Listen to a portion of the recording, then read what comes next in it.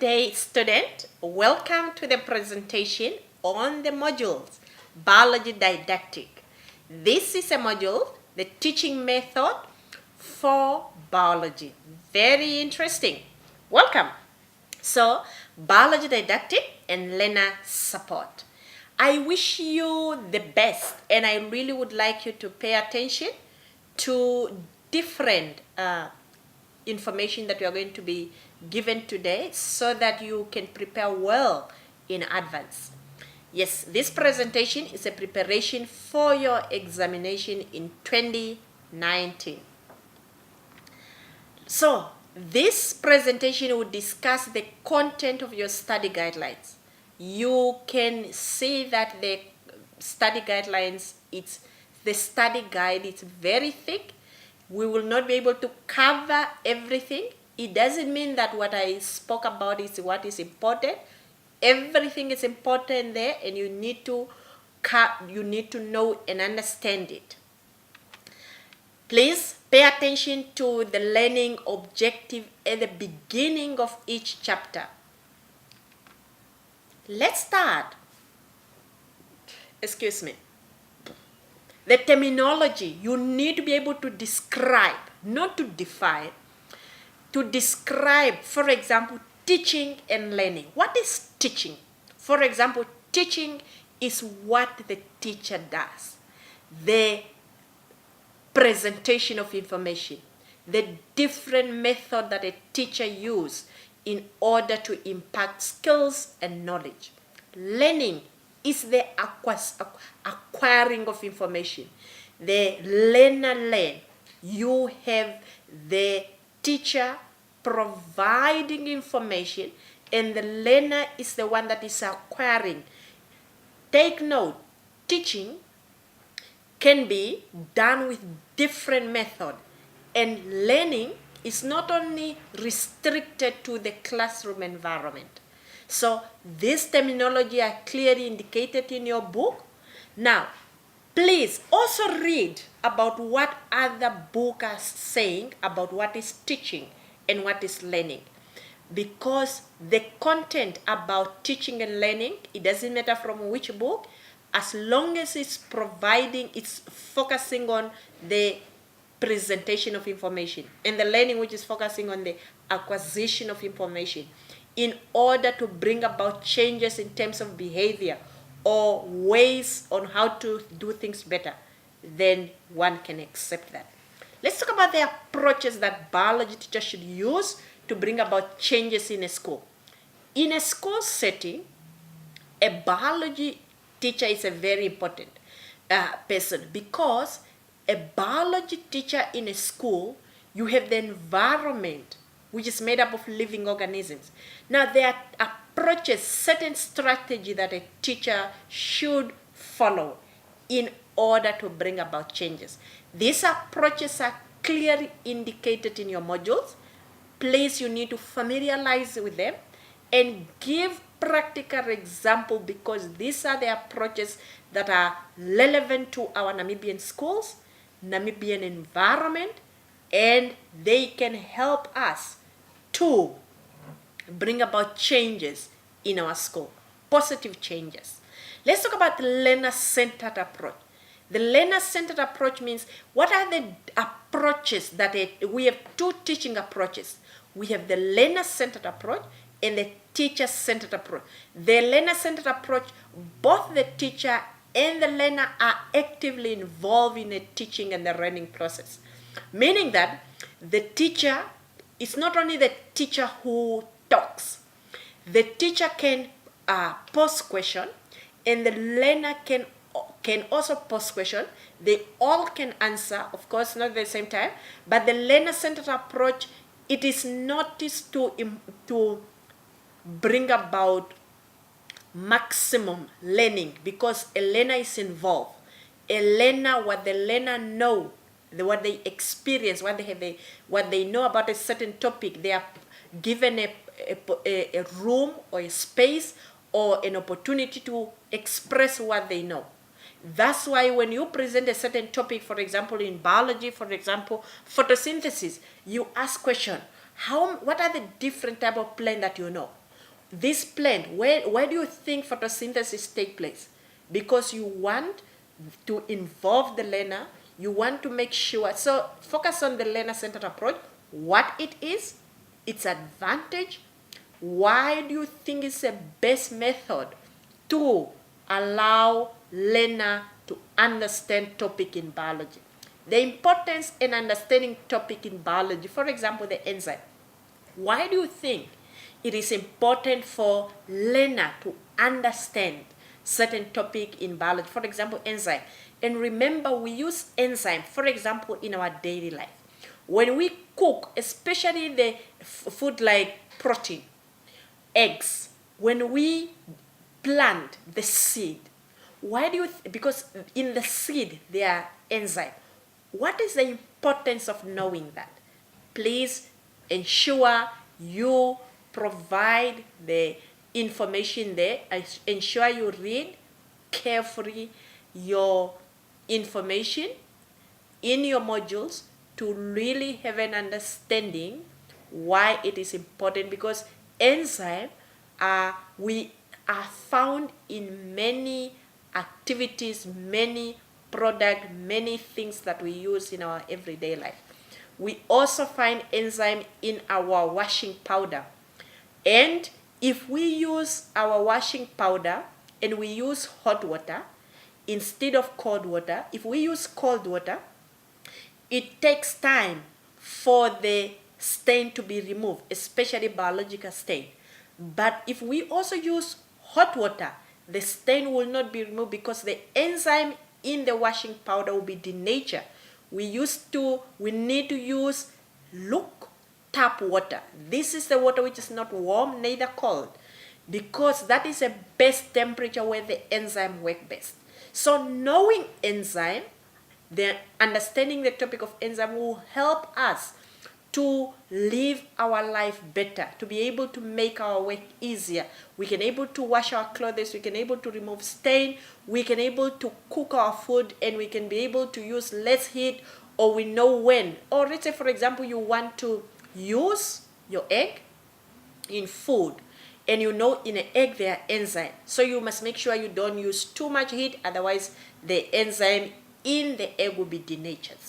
Those are some of the importance of understanding a topic, enzyme. Let's move on. The importance, the advantage, and the limitation of using specific teaching aid. In any teaching methodology, in any subject teaching methodology, you need to have teaching aid, because teaching aid enhance learning. It helps the learner to understand better about a certain topic. In biology, we have a lot of abstract content, a lot of abstract things that we cannot see. So for example, you cannot teach a child a heart if a child does not know how the heart look like. So you need to have poster, you need to have a visual aid, like things that a child can see or game. The importance of that, the advantage, it enhances learning. It allows a child to see what the object is. It improves memory, it improves understanding, such thing. So those are some of the importance, the advantage, the limitation, things that will limit you. It can be in effect that you don't have a poster, or you don't have an electricity where you should be able to use the visual aid, or you don't have, you don't even know where to get these games. So that could be some of the limitation. Let's talk about the traits or the characteristic of an excellent biology teacher. Someone who is an excellent, not a good, not a best, not a better biology teacher, but an excellent biology teacher. What are their characteristics? Are they people that read? Are they people that research? Are they people that are constantly learning? So I would like you, they are clearly indicated in your modules there. Please read them. The role of biology teacher in promoting hygiene and environmental friendly. We are learning, we are teaching kids about bacteria, pathogen, the importance of pathogen and how our body responds. So we also need to make sure the role of promoting hygiene is not only restricted in our classroom, it's also it should be widespread. We should be able to, what is the role there? What should we do? So they are clearly indicated there, please. And this one you can also use your own understanding in your own environment. What is your role to promote hygiene and environmental friendly? This involves creating clubs, teaching learners how the importance of washing their hand before eating, the importance of making sure they bath, making sure they are clean, make sure they clean their classroom, making sure when they buy chip snack, once they finish eating the content inside, they should put it in the dustbin. So some of the way that you can use to promote the hygiene and environmental friendly at the school. The concept of assessment. Assessment is so important. You cannot just teach. You need also to see whether the learner have understood what you taught them or not. Therefore, the concept of assessment comes in. Assessment is about assessing, checking whether the learner have mastered what you have taught.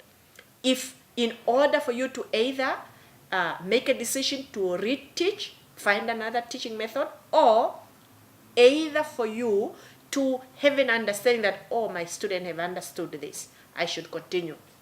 Now, type of assessment. In education, we have different type of assessment. The common one are formative and summative assessment. Now, we need to talk about the advantage of this type of assessment. What is the advantage of summative and what is the advantage of formative? Their limitation and example. Which one is it's a formative? The test that you did after when you finish a topic in 2 days. Is that a formative assessment or summative? That is formative because it's a short period of time.